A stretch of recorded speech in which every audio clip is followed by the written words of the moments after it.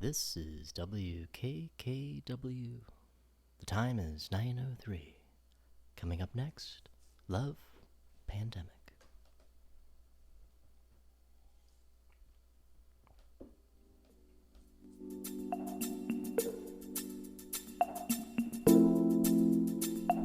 Ladies and gentlemen, welcome to Love Pandemic. Please welcome your host, Liam Von Friedman. That's right, here we are, ladies and gentlemen, on Love Pandemic. It's a viral outbreak. Oh yeah, there's nothing you can do to stop it. I know you're all sitting in there making drinks, getting ready for this lovely episode being live streamed straight to you. Oh yeah.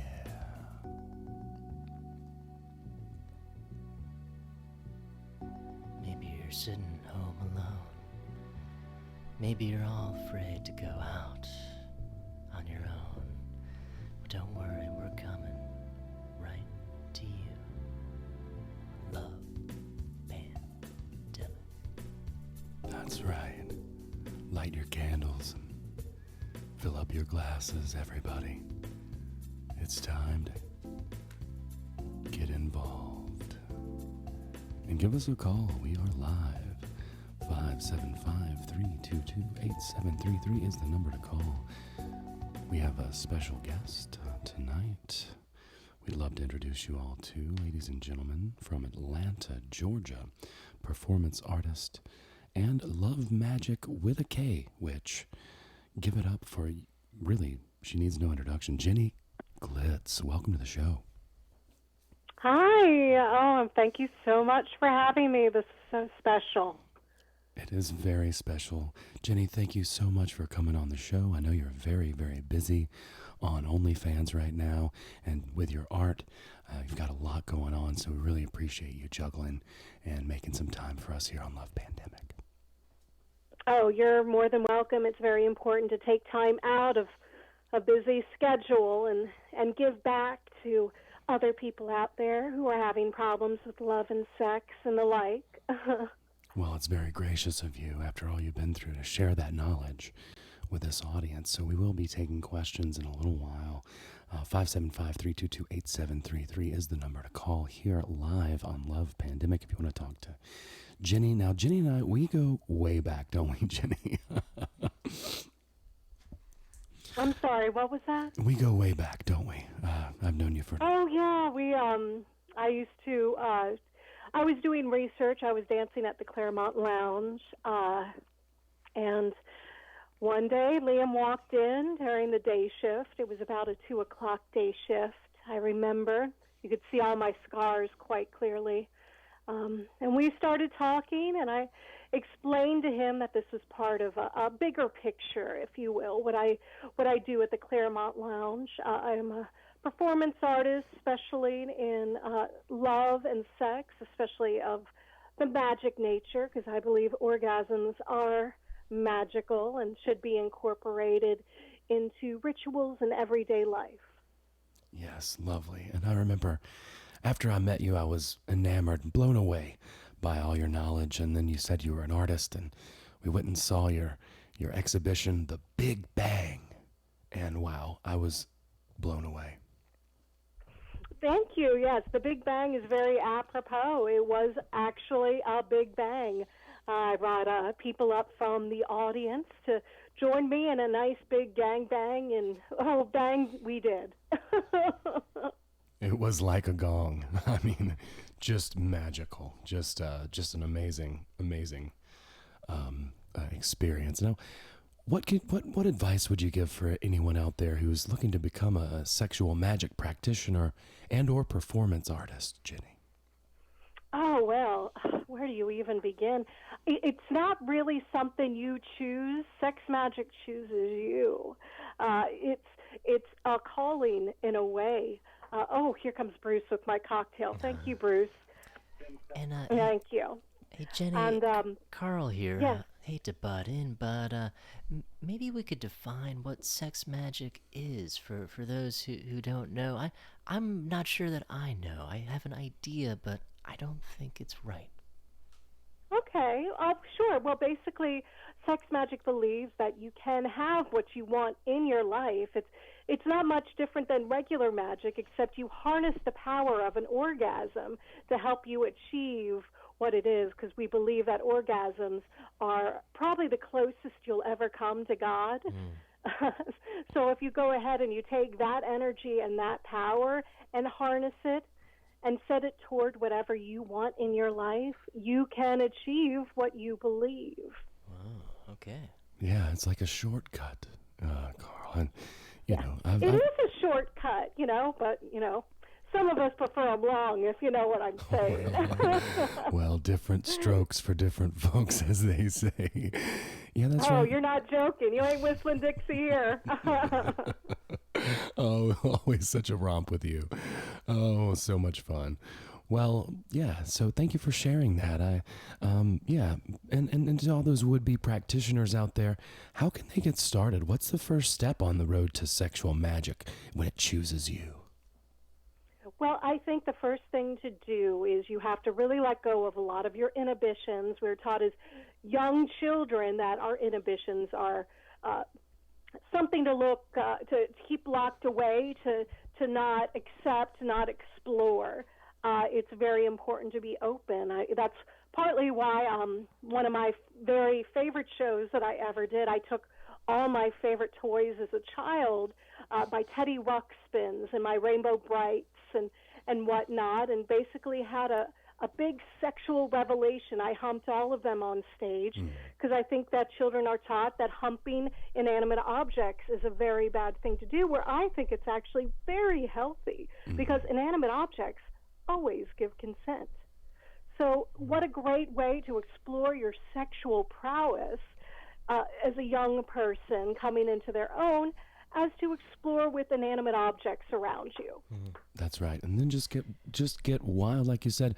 Release all those inhibitions. Squawk like a chicken, walk around on your hands, pull your shoulders back and just go crazy with your head. Do everything you can. Give yourself a crick in the neck for a couple days and learn the lesson. Yeah. That's right. It's very important because if you don't realize who you are as a sexual being, you will never achieve what you can in your sex magic, you see. It's very important to be in touch with that. And in touch and touching. Oh, yeah, you get it. I like this guy. Well, I'll tell you what. Well, you've just been such a profound influence on me. All of your shows. I remember seeing you do something very special with a birthday cake. That just, another pun here, blew my mind. And you've just never ceased to amaze me live and in person, Jenny. So I've been a long time follower and just a big fan. I try not to gush, but I can't help myself. Oh, Liam, gushing here is welcome. Don't you worry. The more gushing, the better. Wow, there's another fun pun for you. We're just having too much fun on the show, I'll tell you. Folks, we are live if you'd like to call in and ask us a question. The number to call is 575-322-8733. Just a gentle reminder from your host here. And I'm happy to talk to you, Jenny, just until the cows come home, until we get closer to God. Now, Jenny, I've got a question for you about the about the inanimate objects and kind of releasing these inhibitions. Now, to a certain extent, so I'll just come right out with it. There was a homeless individual who was having sex with all the mailboxes on my street a couple months ago, and unfortunately, this individual got locked up and sent away for what they called a crime. Apparently, it's a federal crime, even, to be tinkering with mail in that way. But for me, I thought, this man is lonely, and and he needs his outlet just like we all do, because Lord knows homeless people aren't getting mail. Now, what would you suggest for somebody who doesn't have a good way to find a healthy outlet, be it inanimate or not? Let me think about that. I think, that's an interesting question. Unfortunately, I would recommend not sticking your boner in mailboxes, UPS, FedEx especially. They're kind of hard asses about that. And here's the thing. If you really want an audience, put on a show. Put on a show, because then you get paid and it's totally legal. Wow. If you know what I'm saying there. If you're trying to find an outlet, you do have to compromise to a certain extent. You just can't, stick it anywhere you want in public. But there are certainly places, even right now, with the pandemic going on, I would really recommend people explore their ecosexuality. We believe as ecosexuals that you can heal the earth by having sex with trees. If you have a yard with a nice tall fence, I think tonight this would be a wonderful time to really give it to that oak tree in the back. Oh yeah, we used to go out in the sandbox and play as well, and just heal and love the earth. We would make different shapes out of the sand and make it as lifelike and realistic as we possibly can, just soaking into the earth and showing it how much we really cared, especially now with the clear skies. It makes it even more of a beautiful expression, and Mother Nature can really hone in on the vibes. Exactly. There's a lot of shame tied in with sex, and I'm here to go ahead and tell you it's okay to have sex with the dirt if you feel like it. Just make sure there are no small children or elderly watching you. Yeah, I would also offer a word of caution to our listeners that if you're out in the wild and you find a nice hole that seems to be just right, there's a good chance that there might be another creature living in that hole. Just be cognizant of that, because you might come out worse for the wear. That's right. And be sure to use protection as well, because not only could there be another creature in that hole, but there could be another creature who's been in that hole. So be sure to protect yourself and keep yourself safe. Yeah. Now, yes, that's one thing we should definitely, even though we advocate that you should have sex with nature, however, animals cannot give consent. So do not accidentally or purposefully try to have sex with an animal. No. Yeah. REI actually sells condoms for this sort of practice. I believe they have a Rockbuster condom series for the ultra rigid terrain that you might encounter while you're spelunking. That's right. If you're up in the Rocky Mountains and you need to drop a hammer down, then you're going to want to drop by REI. They're really smooth, actually, lambskin. Yeah, and the best part about it is if anytime within a year you can return it, and they'll just give you your money back. They're a great company. That's wonderful. Yeah. That's great for cosmophiliacs. You know who those are, right? The cosmophiliacs? No, I don't. Cosmophiliacs, they are aroused to caverns, crevices, and valleys. So that's really a wonderful demographic for you to, they usually, it's wonderful. If they're wearing tivas on their feet, they should wear something tiva-like on their genitals as well. It's the niche that makes you rich. That's what you always say, Carl. Yeah, that's what I say. And yet, here I am. I'm not quite rich yet, but I'm finding that niche, so. Well, there you go. It's all about the journey, not the destination, Indeed. Carl. Yeah. And we're together at least, and we're here with Jenny Glitz, everyone, performance artist, and Love Magick with a K, practitioner witch from Atlanta, Georgia. Previously, by way of, I know you've made your rounds around the country. Jenny, what are some of the most sexually charged and interesting cities around the country, yea, even around the globe? You would be very surprised. The smaller towns are actually much more sexually charged because there's so much repression in the small towns.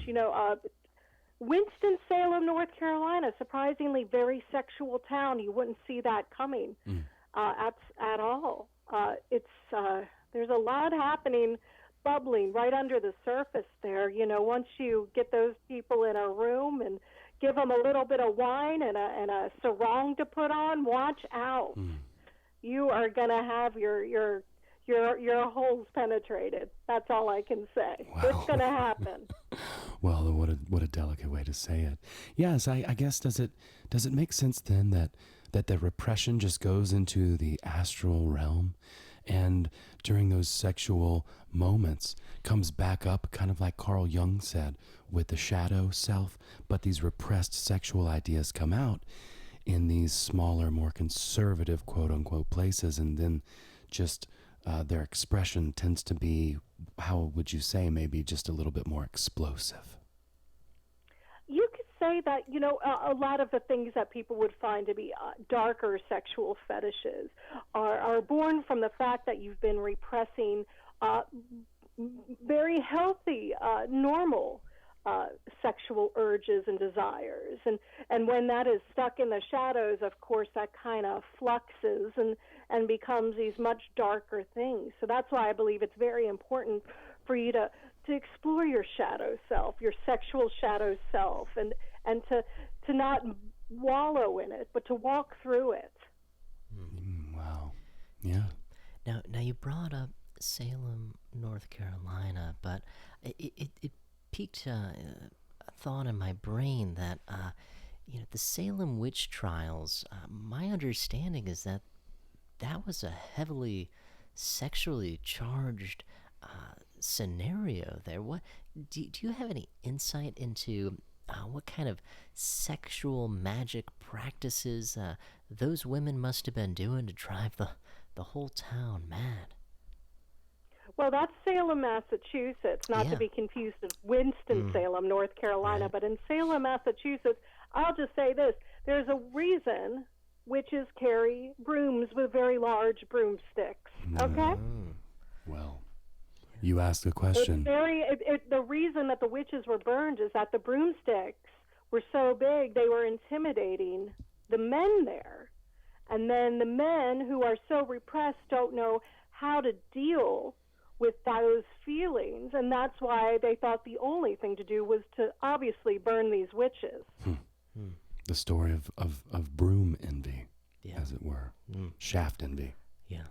Indeed. Yeah, it's a dark road. There's a lot of puritanical values, I think, in our past history. And how does that have to do, Jenny, with past lives? Like, do those repressions from those pilgrims that we are now incarnated into this world here, in the pandemic world, how does that add up? Is it exponential? Is it subconscious? How does that work? Past lives? Yes, of course. If there is prior issues that were not dealt with in lives of the past, that absolutely will carry over, as you can very much imagine. I am convinced my past life was definitely as a Greek woman, So we were known to be a little, a little promiscuous as it was. I've definitely, I would say. That's something that you definitely can work through with sex magic. You do have to allow yourself to climax, but you can definitely work through past traumas of different lives. Wow. That's a great answer. Now, that's what you were asking about, right? I'm having a hard time hearing in my headset here. Oh, yeah, sorry about that. Yeah, that's exactly what I was asking about. No, that was that's fine. perfect. You must just be picking up what I'm asking without even hearing the words. She doesn't even need the headset. She's a witch. So, Jenny, we've had a caller who had written in a question. They say, my wife grew up as a very devout Southern Baptist. I want to get a little witchy in the bedroom, but she kept saying no. How do I convince her? Well, witchcraft is no different than Christianity if you really look at it, especially Catholicism. The rituals, the candles, the colors, the designs. It's no different, really, when you think about it. I would just go ahead and really go down her path of what rituals does she experience in church. Mm-hmm. And maybe you could take those rituals and put them in the bedroom and give them a little kinky twist, if you know what I'm saying. Oh, I see. So, like, maybe sitting in a pew for a while, or kneeling and then standing and then kneeling and standing, or I guess that's Catholic, but... Well, it still sounds pretty odd. Or maybe singing yes, out of course. of tune. There's kneeling, there's standing, being subservient to men seems to be a popular one. It's not much different. You can just take that right into the bedroom.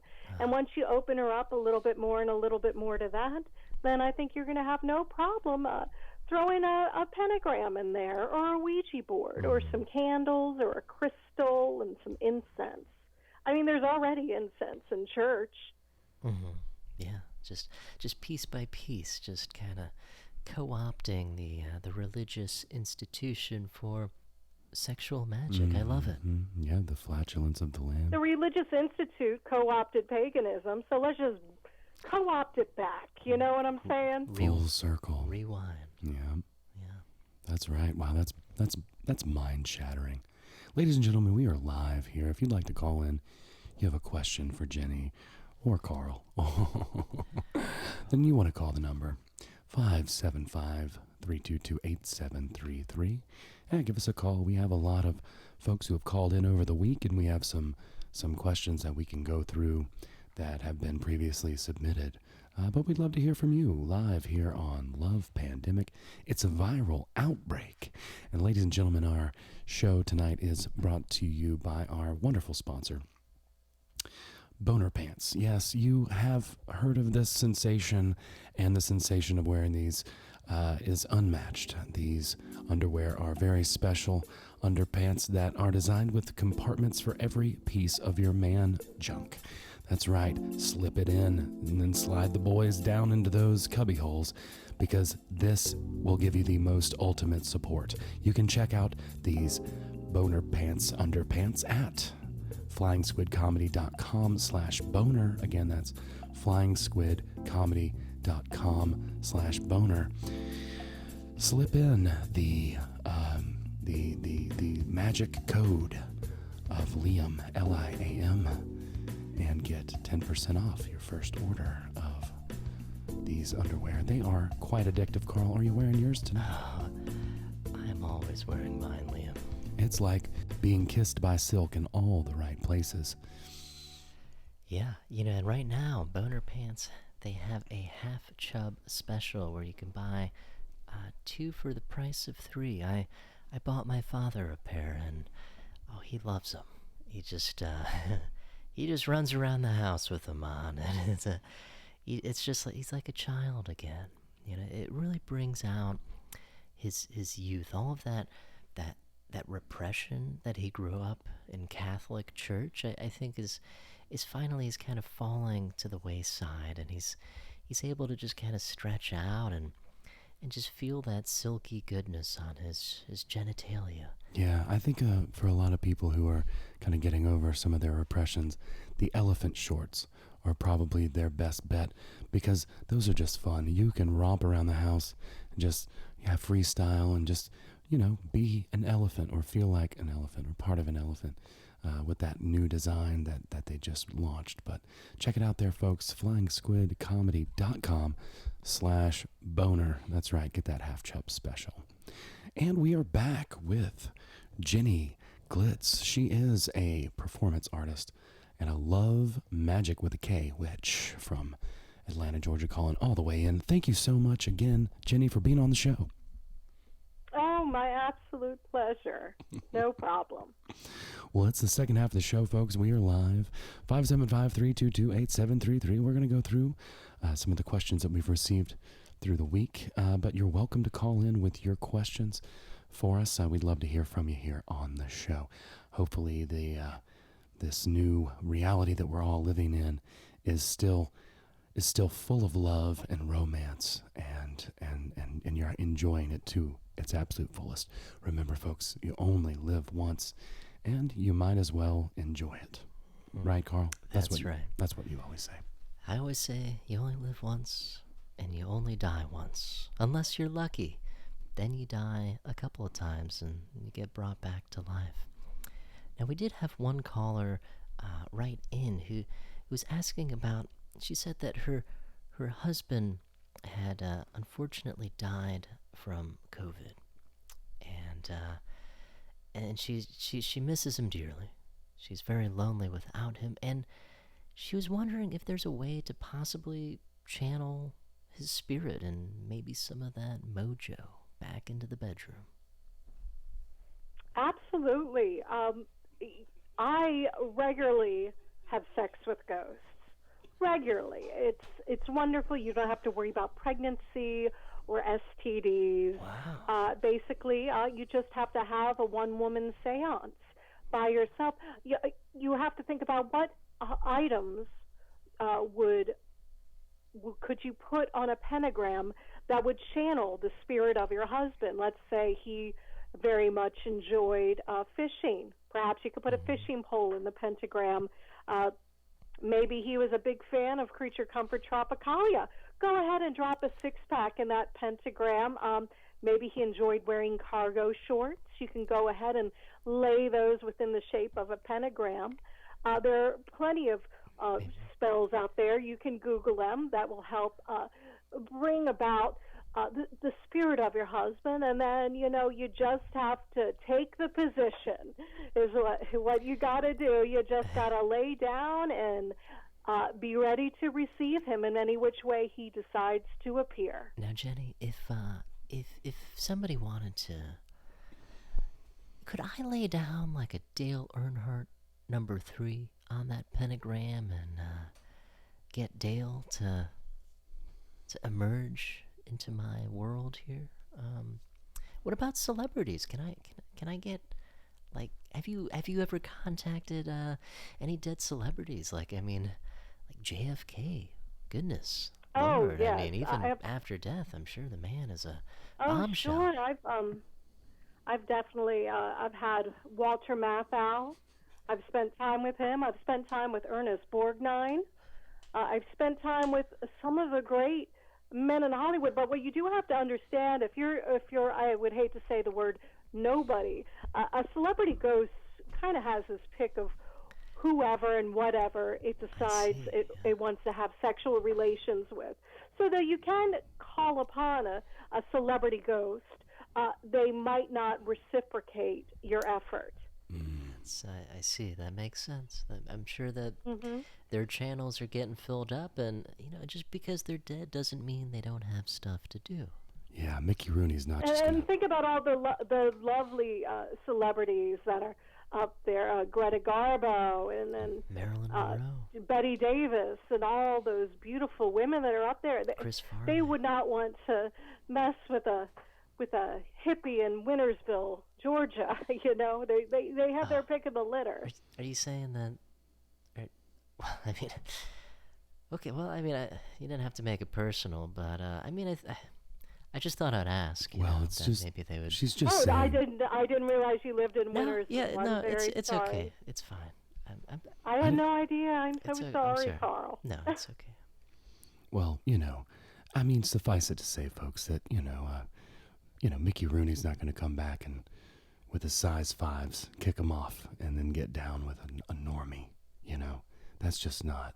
Audrey Hepburn's not going to, show up to a house in Wintersville. I'm sorry, Carl, about that too. It's not. I don't think it was meant personally. I think there was a stir the last time I tried. There was like a little bit of a rustle of some papers. Might have been the wind, but Well, I hear it is windy out there. It is Wintersville. Yeah, I don't know. Might have. Well, I'm gonna keep trying. the point, you should keep trying. You get out there, because I think anything is possible. But, we're also realists here. We don't want to give our listeners false hope. We do have a disclaimer here on the show that we want to keep people away from misinformation. Yeah, don't date outside of your league, and don't try to summon dead spirits out of your league either. Right. Because You might get one that's willing to pretend to be, the spirit you're summoning, but it's something altogether different. exactly, it's just an incubus. Yep. Yeah. And it becomes a succubus. Yeah. It's have you had any experience with incubi or succubi? Oh, of course. That can happen. If you are faking an orgasm in the middle of a ritual, that will summon a demon, most likely, because demons can sense dishonesty. Mm-hmm. So that's why you have to be truthful in your orgasms at all times. Do you ever notice the women who fake orgasms are always the ones you don't trust at all? Well, there's a reason. The demons have been summoned time and time again and inhabit their brains and bodies. That is interesting to me that demons live by a code of honesty. I would not have suspected that, but that's very strange. You learn something new every day. Well, there is honor among thieves, as it turns out. Yeah. But, it's amazing how such a simple explanation could explain so very much. They also don't have thumbs. Yeah. So it's just like, they love the sensation of playing video games as well, which is an interesting demonic. Right. I mean, I just have this vision of demons as being kind of, well, I don't know. Obviously they live a more rich internal life than I would ever imagine, and will ever imagine. Probably never becoming a demon myself, but have you ever had like a fling with a demon? With a what? What with a demon? Like a fling, just like they seem like the bad boys of the other world. Well, I've definitely dated men in real life that have been possessed by demons. That has definitely happened. It's very obvious. They're very energy draining, financially draining, lazy, gaslighty. Take your things and pawn them. Don't let you finish first when it comes to sexual things. I've definitely dated a few demons. They might have been named Travis, but they definitely were demons. Yeah. Usually a bass player as well. Someone in the live chat said that Wintersville's got the freaks. And based on what you were saying earlier, Jenny, this actually does make sense because you were talking about Winston-Salem, North Carolina, and the repression in these smaller towns. Now, Wintersville would actually be kind of a good fit for you, Carl. Now I'm starting to see the big picture why you moved out there. The thing is, it's a small town, which means that everybody hooks up, and once everybody hooks up, it's kind of like the demon thing. Like we can only be honest about it. Everyone knows about it, and once the lid is blown off, it's just a free for all. It's just a bunch of retirees having a good time. They've got nowhere to be. You pretty much can't even get pulled over for a DUI, or if you're getting a BUI. And it's been Sheila and I have enjoyed it thoroughly, and if you're ever in Wintersville, look us up because we'd love to meet up. You hear that, folks? That's an open invitation. Oh, I will. I'll look you up. That would be a thrill, Jane. Oh wow, that sounds like an astral party, like a sex magic, like jambalaya, if you will. Just a bunch of good folks coming together. Oh, yeah, quite literally. Yeah. Now, Jenny, you said that you had done some research in the Claremont Lounge. Is that right? That's right. When I decided I wanted to explore what it was like to be a stripper, Claremont Lounge was, of course, the only strip club that would accept me. I'm a little different. Why is that? When do it you comes think? to, I'm just a little. I'm an amputee. If you didn't know that. Oh, I didn't. So it was a bit of an interesting thing for them to have. Now they have an amputee on stage dancing. I was very popular. I just wanted to see what it was like to live the life of a stripper. Sadly, I didn't make enough money, and I had to basically leave that and work full-time at Murder Kroger. Yeah. So it was a great experience, though. I learned a lot about myself sexually, about what men desire sexually and mentally and emotionally. So yeah, Wow. it was an experience. Now, not that it matters, but what happened to become an amputee? Was there an accident? Were you born that way? It was an accident. I got a little too frisky with a chainsaw at one point. Oh my! I was very sexually aroused to a chainsaw and made a miscalculation. And I have one leg at this point, one real leg that is mine, and then I have a wooden leg on my right leg. You've got your good leg and you've got your wood leg. Mhm. I see. That's right. Well, that's a shame. I'm sorry to hear that. That's. Oh no, it's wonderful. You know, there are lots of men that are very, very interested in the nub, and there's a lot of nerve endings there. So if anything, it's heightened my sexual fulfillment. Wow, I could see that. That sounds kind of intriguing, honestly. And this goes along with what you were saying earlier as well, Jenny, that inanimate objects are fine, but probably it's a good idea to think about the nature of the object. Anything's a tool if you use it, and anything's a sex toy if you're brave enough, but you don't want to go cutting your leg off if, and certainly disclaimer here, I know you have a lot more sexual engagement with the nub. However, no one is saying to nub yourself. That's definitely not advice coming from the show. Just right. Practice caution. Right. Yeah. Absolutely. Oh, Just discretion. absolutely. As much as I believe you should be very sexually open, there is a certain safe sex doesn't just apply to wrapping it up. It applies to everything concerning your body, including your brain and your limbs. Yeah, indeed. I would just like to put out another reminder to any listeners that if you have a question for our guest, Jenny Glitz, our number is 575-322-8733. We're here talking about sexual magic and some of the wild life story of Jenny Glitz here. And I did not know that about the chainsaw.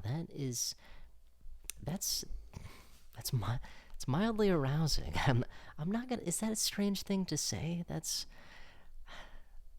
I feel. No, that's absolutely fine. But you see, this is why I don't lead with it.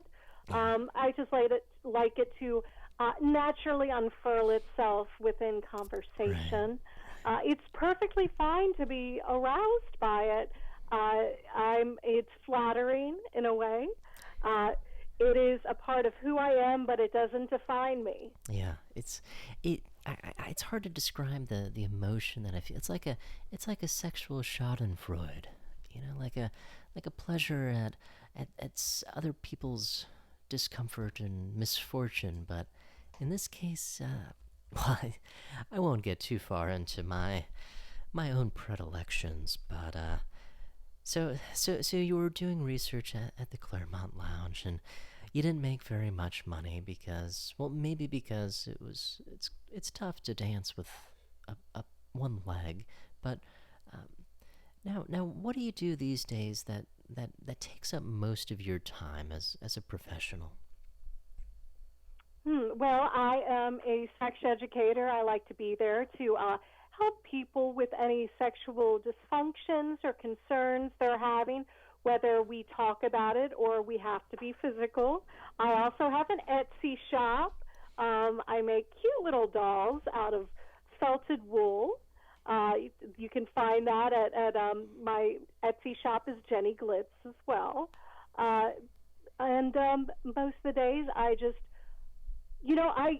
I'm the luckiest woman in the world because I study sex magic. That means most of my days are orgasmic, for lack of a better term. I am constantly putting this body to use and seeing what she can do. and putting it on display and showing it for everyone. When I saw you and your wooden leg at Claremont Lounge, I just knew there was something so very special about you. And when you bless your heart, Liam. And when you hobbled up to me, I just knew there was already a connection there because I wanted to talk to you anyway. Now, Jenny, are there any clients or situations where you've had some negative consequences, or let me say, this is the question that has come in: are there any situations where sex magic might not be such a good idea? Yes. I would be very careful with fire. Candles are regularly used in sex magic, and I have burned areas that I probably should have taken care of before engaging in such behavior. It's important to keep your hygiene and things trimmed. Let's just put it that way. Keep it trimmed. Keep it nice and tight. Yeah, you don't want to set things on fire, and then you've got to smell that burned hair smell. That's not an aphrodisiac. Well, it depends. Well, it does depend. It does depend. No judgment. If that's your thing, no judgment here. Again, we are not advising any medical advice here on the show. We are not handing out. We're simply having conversation with artist and sexual practitioner, magic practitioner with a K, and which Miss Jenny Glitz. And it's been a great show so far. We appreciate all you out there for listening. And and all the questions that have come in. If you want to call, 575-322-8733 is the number. And we will be live here for about 10 or 15 more minutes here on WKKW. Now, Jenny, can we talk a little bit about how you discovered your ability to perform? I know you were working at the Claremont there when we first met each other, but how did you discover your unique ability to make it a truly artistic and creative endeavor? Well, I was always a performer growing up. I was an only child. I was very alone. I always put on plays in my room. My first sexual experience was definitely with my Teddy Ruxpin. He will always be the number one love of my life. That mouth moves really fast. And as life went on in high school, I was very popular. I didn't get asked to prom, but I'll just say I was very popular. And at that point, after college or after high school, I didn't go to college. I decided to just go to the college of life. And as I had always been a very sexual person, and my greatest feeling when I was a young woman growing up was climbing rope at gym class. Excuse me. I just remember doing that and thinking, I want to feel like this all the time. So when I started exploring my sexual side, dancing at the Claremont, it just became a natural progression. The further and further I took myself sexually, the more and more I met people who appreciated what I was doing. And pretty soon, after doing so many free shows for so long, I realized I could charge them to watch me and charge them to be a part of this. And that's basically how it progressed. Wow. Yeah.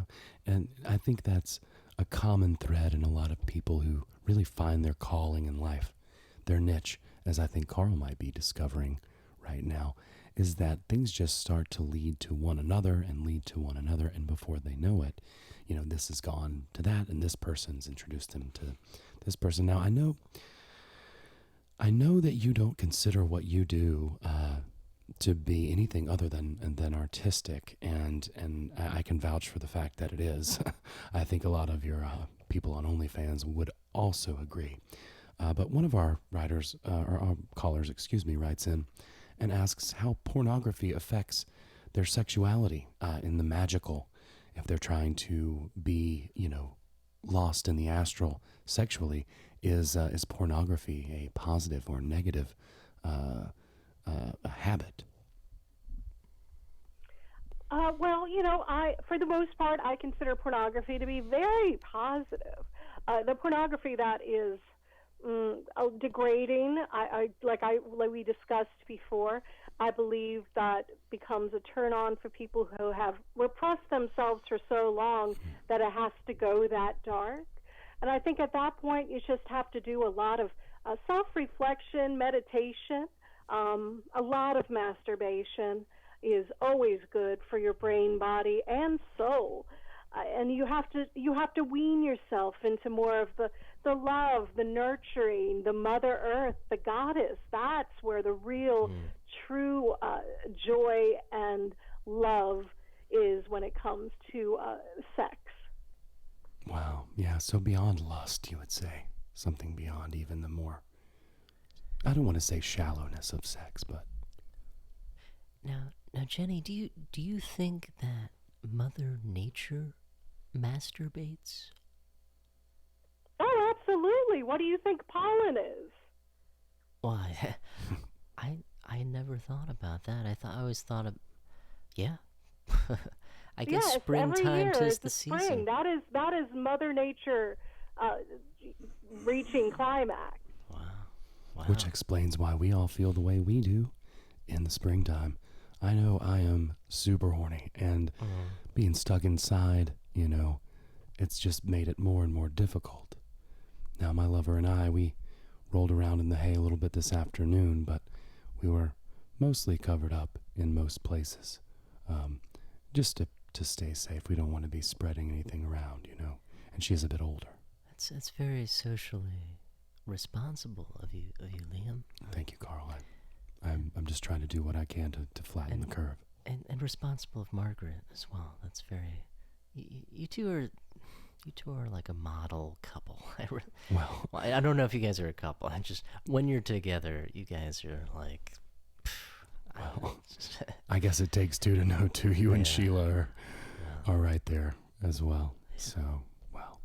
And I wouldn't call it official, but, today I texted her on the phone and I said, "Hey there, button cake face." And she said, "Don't ever call this number again or I'll call the police on you." She's such a little vixen, always playing those games. Yeah. The older they get, the more playful they get. The more feisty. Yeah, she's a character. Where did you guys ever meet, you and Margaret? We haven't really officially met, if you know what I mean. I'm not even sure Margaret's her real name. But that's part of the fun of it. You guys keep it... You live in a whole other realm of dating, Liam, where you go to these masquerade parties where people never reveal their true identity, and you live for years interacting with these people, and you may never find out that oh, that was my lawyer that I was swinging with, or that was my kindergarten teacher. Oh my God. Yes, in my community, we've been wearing masks for a very, very long time, way before the spread of this infectious disease. But yeah, it's an interesting circle, and I encourage people to get involved into whatever it is that they want to experience, and I think Jenny would agree. Now, Jenny, do you have any particular, like, I don't know if you would call them spells, but spells that you might use to kind of bring in, like so for instance, say I'm back in high school, and there's this girl that I think is really cute, but she doesn't seem to notice me, but I want her to think that I'm cute too. Is there like a spell for that sort of thing? Oh, absolutely. It would. You got to do it on a full moon. That is when it is the sex magic is most strongest at that time. And it's basically you're going to have to self-pleasure yourself thinking of her, and it usually helps if you have a photograph. And if you don't have a photograph, go to her window and just look inside while you do it. That should definitely, and it's always good to just to have some guttural moans while you're doing it, and really let nature know that you're gunning for what you want. Wow, so just the good old-fashioned tricks really do work. Can we get an example of one of those guttural moans? Maybe we could all try practice. One. We could practice a little bit, the guttural moans.